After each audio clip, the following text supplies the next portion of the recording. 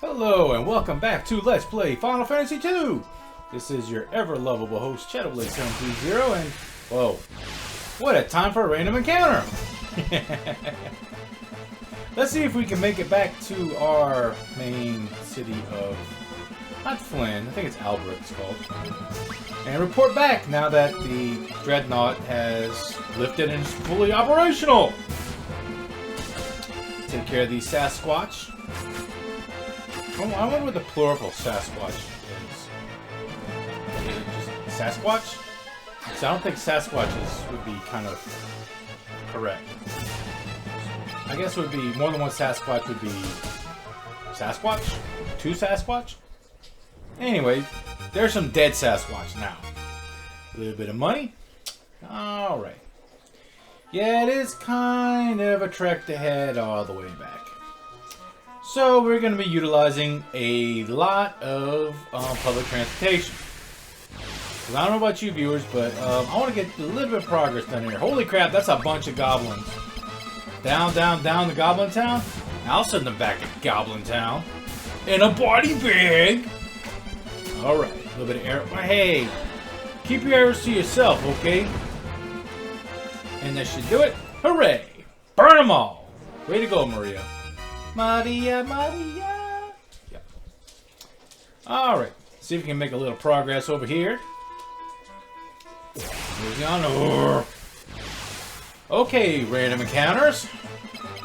With a loper. Hey, you missed! I didn't. Hooray. Let's get a little bit of gil. They wouldn't be so bad if they would actually give more gil. Or something. They're just 3 gil and they die easily.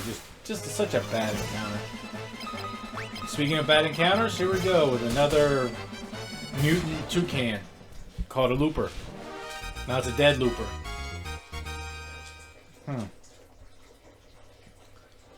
Alright, hey, here's a town.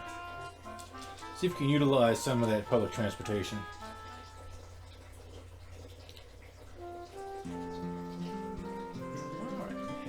Puffed. Yep, you know what? I'll spend that 32 bucks and get over to Palom.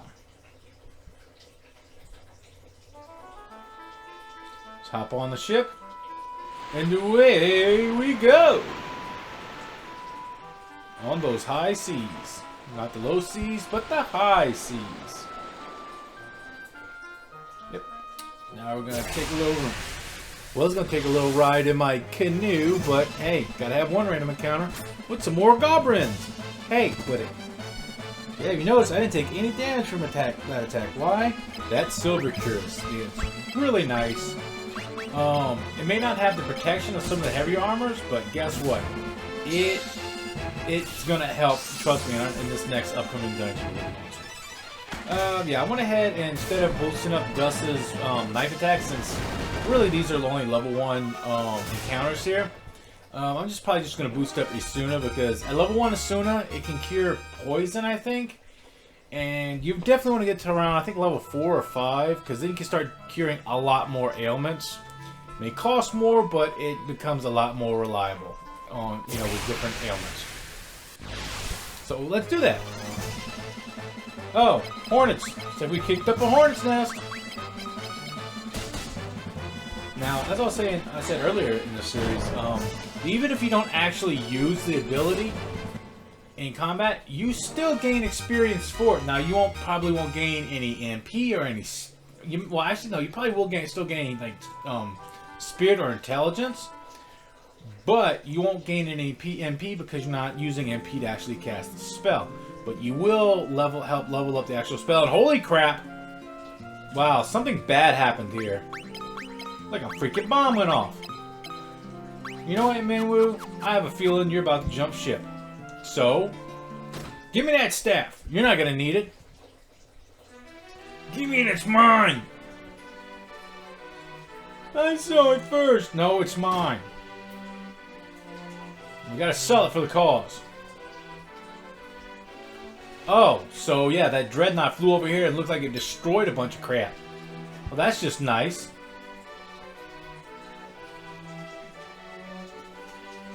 You know, that's kind of not a bad... That's a horrible way of thinking. So it's your duty to aid in those who are suffering, but hey, things gonna die anyway. Wow, that's a bad attitude for a white mage. Sure. You have any ideas how you're gonna accomplish that feat?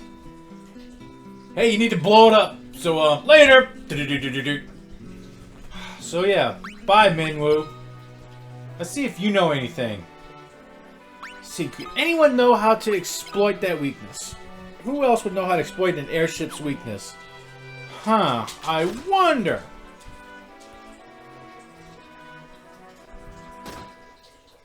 So, while we have time, let's head back because there's only one person I know that knows more about airships than anyone else. Well, I don't see, the prince over here. So, yeah, Gordon's not here, so, looks like Gordon flashed away. Yeah, just had to say it, sorry. Oh, what we have here, some stranglers. See if we can strangle them with some fire magic. Alright. That should take care of them. Hooray! A little bit of gil. Hey, we're going to use a lot of gil in this episode, mostly just to do traveling. But there's one particular spell that I do want to pick up. It is rather expensive, but it's going to be really good for an upcoming dungeon. And we're going to need time to actually level it up. So get it now. That way you can slowly grind that up along with Asuna. Along with, I want to get fire, between the next two episodes, I want to get fire up to level 4 if possible. And really, I really want to get ice up to level 5 because that spell is going to be killer coming up. Also, I do want to kind of grind up Maria's MP to around 120, if not higher if I can. Because she's going to need a lot of MP because it's a long dungeon we're about to get into. And all she's really going to be doing is casting spells. I don't want her attacking. And mainly because I don't want her to run the risk of losing a point of intelligence. Now, as I said in previous episodes, if you were playing the PSP or the Pixel Remaster, or even the Game Boy Advance version, I think, you can't negatively lose stats. So if you want to go ahead and buy her like a staff or a bow and arrow, go right ahead. That way, if you want her to do something besides just cast magic over and over and over again, she'll never lose stats. And you'll kind of conserve a little bit of MP if you don't really want to use it. Ooh, okay, let's ask them about the Dreadnaught. Yeah, I do want to blow it up. Oh, it runs on Sunfire. So, let's memorize Sunfire. See if you know. So how do I control the Sunfire? Anyway, while we're here, yep, I want to take a one-way trip in the airship to Salamand. Now, actually, what you might want to do is wait up on a trip to Salamand. I just want to go here because really I want to get a particular spell right now. But you'll be coming back there anyway later, so now, later, whatever. What you really should do is go back to Altair to kind of report back in, learn if they know anything about the Sunfire. But I'm going to go to Salamand real quick because I'm going to get a particular magic spell. And I also want to talk to Joseph. Because I like Joseph. He's a big, kind of burly guy who lives in the north around a bunch of snow. Kind of reminds me a little bit of me. Except I don't live around that much snow except in the wintertime. Oh. Kind of figured that out. He said something about Sunfire. I need to find out some way to control it. But more importantly, when you go over here to the magic store, pick up a particular spell for Gus. And what spell that would be? Yeah, we're gonna sell this crap first. Sell a longbow, not gonna need it. And sell Minwoo staff, because we're not gonna need that either. But for 1,500 gold, we're gonna buy the Almighty Life spell. Now, this is a very, very, very good spell in this game. The higher level your life, the more actual life you come back to life with. Say a party member is KO'd or whatever, you cast life, they come back to life. Now, the higher level life spell you use, the more HP they come back revived with. Also, the higher level the life spell you have, the more chance you can actually use life to kill undead enemies. Unfortunately, as I said earlier, in the Pixel Remaster version, there is a huge bug with that spell, along with Cure, I think, where usually in any of the other versions of this game, you can use the Cure magic or the Life magic to do damage, or possibly cause instant death to undead enemies. Problem is, in the Pixel Remaster, it's horribly bugged, and sometimes it will straight up lock your game out. It is horrific. I had to learn that the hard way. Kept wondering why the heck my game kept freezing. I had to restart and restart. I must have done a certain level like 5 times before it's like, hey, this is what's causing it. So, but the weird thing is, it's not every time. It's almost like if it kills all the enemies on the screen, or if it kills like the last enemy on the screen, or something like that. But still, I wouldn't. If you're playing Pixel Remaster, do not use it on undead enemies. Trust me, if it does happen, you'll want to toss your PC or whatever you're playing on out the freaking window, because now you get the glorious chore of redoing whatever you just did all over again. Good thing about this version of the game, guess what? It's not bugged, so I'll be using that to take out some horrible undead creatures soon enough. Anyway, since we heard about the Sunfire being something we can use to actually destroy this Dreadnaught, now, unfortunately, we have to find a way to control the Sunfire. See if we can burn these fellows. I wonder if he either envenomated me or poisoned me. Now, if I start off with being poisoned, no, just envenom. Okay. Let's head over here, use our public transportation. I don't think, wow, everybody's gone. We know about that. I don't think you can use the airship to actually go back to Altair. Nope, just Bafsk, Salamand, Summit Falls, which I really don't care about, or Cassion, which we may be going there soon. I may just walk there because, as in most cases, I could really use the chances of gaining stats. So why not? I'm only using like a lot of public transportation here because I know I'm going to be doing a lot of grinding in between this and the next episode. So I'd rather save your time, viewers, and get a lot more progress done. Because I know what my viewers like. They like progress, not me just wasting their time doing silly things. Although a lot of the times, honestly, I like doing silly things. Because it entertains me. Here, and one more. More encounters. More goblins. Almost as many goblins as the freaking Hobbit movie had. At least the first one. The second one had more orcs than goblins. That's one thing I think the Hobbit movie should have had. The series should have had. More goblins. But here we have some dead goblins. And 81 gil. Hey, I can use all the gil I can get.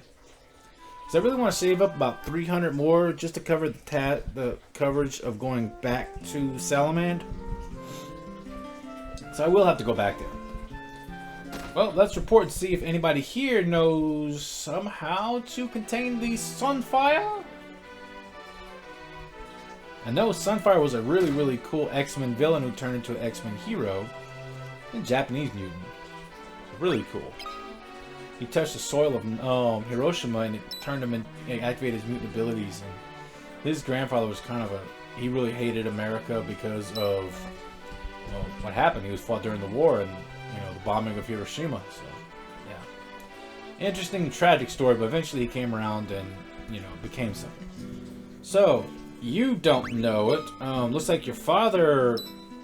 Let's go through this dialogue all over again. So perhaps it can. Don't go to. Actually, don't listen to her right here. She says go to casting. Don't go there quite yet, because we know that we need Sunfire. We just have no way of actually controlling it or harnessing it. First things first, we need to find a way to do that. So let's go over here and let's see. I think this is the room with the. Yep, this is where King and Minwu is. Let's see if the Minwu knows everything. Eggle's torch. Okay. Maybe the king knows. Okay, ask him. Oh, okay, ask him about the Dreadnaught. Don't know anything. Sunfire. Oh, I need the goddess bell to open the doors. Okay, let's ask about the goddess. Only the Cassian clan knows the bells. Whereabouts? Maybe he knows something? Gordon should know where it is, but he's left. Hey, maybe the princess knows something. Yeah, this is the point in the game where I really learned to hate this password system. Let's ask her about the goddess bell. Maybe she knows. Okay. So we need a bell to open a door. Okay. Ring-a-ling-ling, let me in. Okay. Oh, Joseph knows about it. So yeah, let's go all the way back to Salaman and see if Joseph can tell us how to get the goddess bell. Hey, who knows? He might be able to give us a hand. I mean, we kind of rescued his daughter and all the people of his town from the evil empire. So, Joseph, be a bro, man. We need a fourth party member. Dude.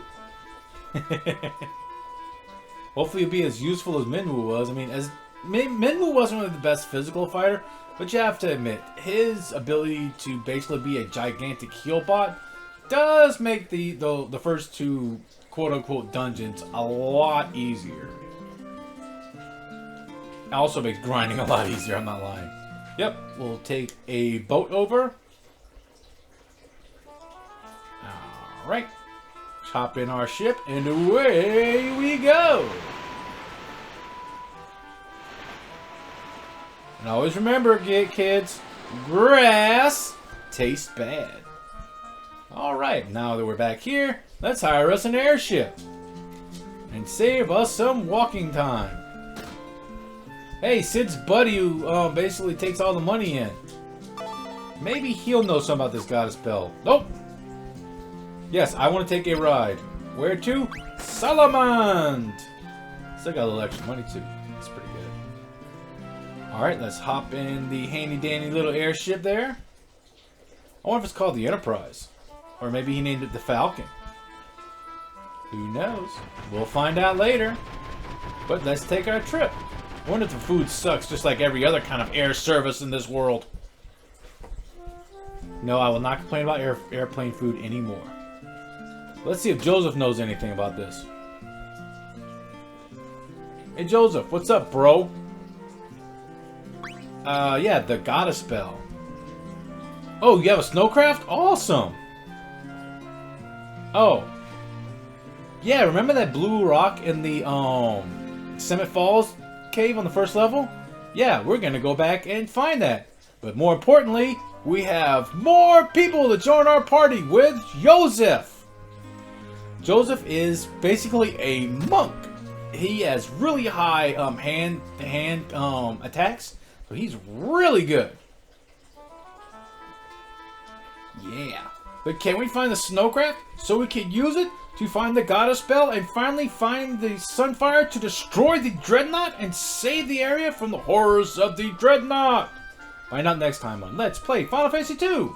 If you like my content, please like, share, subscribe, maybe throw a comment or two, and I will see you all next adventure.